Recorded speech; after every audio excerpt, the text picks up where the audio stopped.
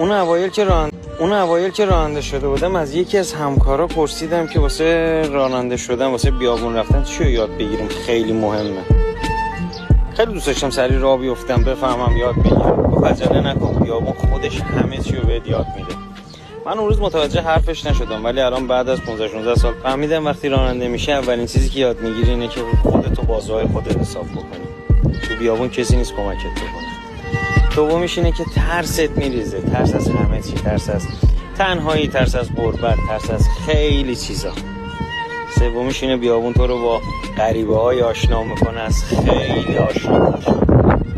چهارمیش و مهمترینش اینه که وقتی شب تا صبح چشات به جاده میدوزی رانندگی میکنی شاید چشات ضعیف بشه ولی قدرت تشخیصت میره بالا. یعنی شاید چاله رو تو فاصله 20 متری نبینی ولی آدم حرومزاده رو از 1 کیلومتری تشخیص میده.